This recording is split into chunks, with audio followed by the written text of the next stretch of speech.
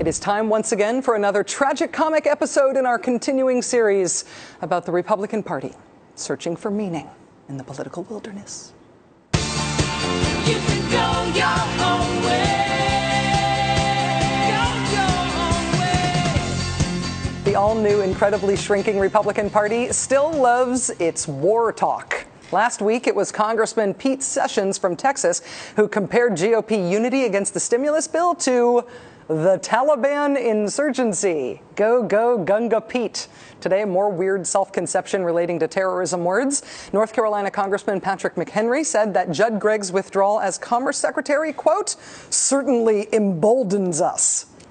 Emboldens?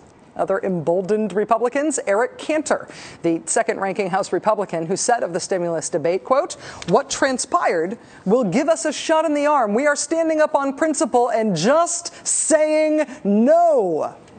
The party of no. There's a banner to rally under. For Grover Norquist of Americans for Tax Reform, it was more than just no, more than just a shot in the arm. He said, quote, this is the bill that the Republican Party will be running against in 2010 and 2012 and 2014. 2014? Really? No other plans, you guys, for like 5 years? And then there's Michael Steele, the new GOP chairman, who congratulated Republican representatives on their total of 0 votes for the stimulus bill, saying, quote, the goose egg you laid on the president's desk was just beautiful. Just say no, no ideas for 5 years. We're the Taliban, we're emboldened, we're the party of goose egg, zip zero, woohoo! This is kind of weird, isn't it? Someone who can maybe help me out here is Alexandra Pelosi, the award-winning filmmaker and liberal who keeps making big-hearted, funny documentary films about American conservatives. Her new documentary is about John McCain's supporters on the presidential campaign trail this year. It's called Right America Feeling Wronged. It debuts Monday on HBO. Here's a little clip. John McCain should have won. He was the right man for this country, and people couldn't see it. And I don't know why. What, Obama? You be on welfare! You be too lazy to work! Oh, stupid get that down. What do all the McCain voters have in common? We all hate the same things. Does he support America? He talks like he knows us. He doesn't know us. Is there anything he can do to redeem himself in your eyes? Drop out of the race. Alexandra Pelosi, welcome to the show. It's nice to see you. Thank you for having me. Did the McCain-Palin campaign know what you were up to? I don't think they no. I don't think that they wanted me there. I mean, are you saying was I welcome? No. Yeah. There were some very unchristian moments. From the campaign specifically? Oh, yeah. Really? Which is funny because in 2000 I made this sort of like famously friendly film about George Bush. Yeah. And the people that were running the McCain campaign were Bush's goons from 2000. So I thought they would be welcoming since I was so well received in the Christian community, the conservative community after that movie came out. Right. But no, it was very, this is sort of the Shakespearean tragedy of the John McCain campaign of like, he sold his soul, but then he was never rewarded because he hired these people and they, you know that story. Yeah, the way the selling the soul thing, it never really works out. That's the whole, when you get to the end of the parable, it never, anyway. You have made a career of sort of revealing Republicans in a sympathetic light for a presumably liberal audience. It's not just Journeys with George. It's The Trials of Ted Haggard, which is also out this year, which I thought was great.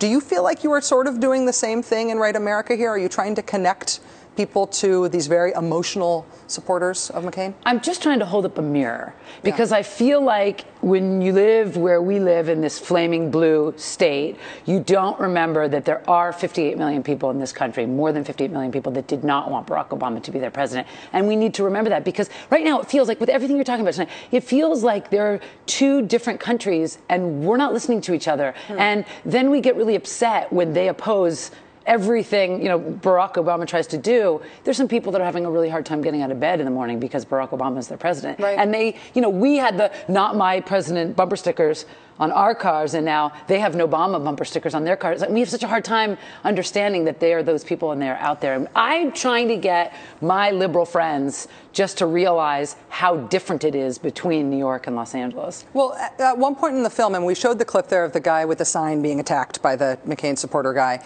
At one point in the film, Sean Hannity tells a McCain-Palin crowd while he's talking to you, he points out that you're Nancy Pelosi's daughter. And you say kind of jokingly, don't tell him that, I'll get lynched.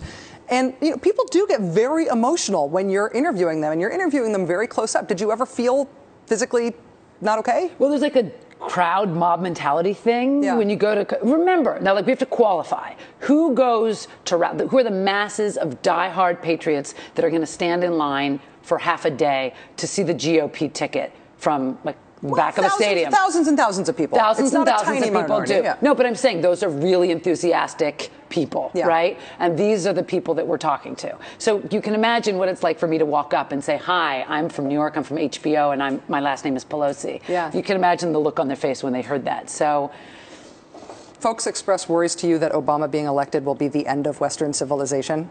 Do you think that's just normal caught up in the election, I want my guy to win stuff, or is there something deeper going on with the anti-Obama feelings? Well, I think that, we have to remember that we are two distinctly different countries, and we're trying to coexist, and it's really scary. I don't think we are. I don't think we're totally. You don't? You're such an optimist. That's so sweet. Do you think we're going to have world peace? I believe that whole red state, blue state, United States. Like, I believe that. There's a reason we all get goosebumps when we hear that line in Obama's stump speech. It's not red states and blue states. You're drinking the Obama Kool-Aid. I'm not at all. I'm not at all. I believe in that whole one America thing. I totally believe it. But I think that you need to take a road trip through the South with me. I don't think that I'm naive. I don't think you're naive. I wasn't saying you're naive. I'm just saying I feel like when I was standing in Oxford, Mississippi, and the people were saying, we're just not ready, we're just not ready, I felt like I was capturing this artifact, this moment in time when you know something really big is about to happen, and there are those people, they're just holding on for dear life, like, please don't change. I like the world the way it is. What's wrong with my life the way it is?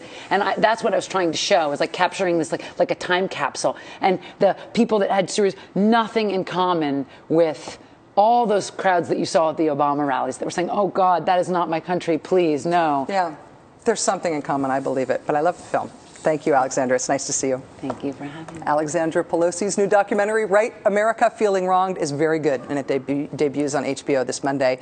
Watch it and then have big fights about it. Nice to see you. Coming up on Count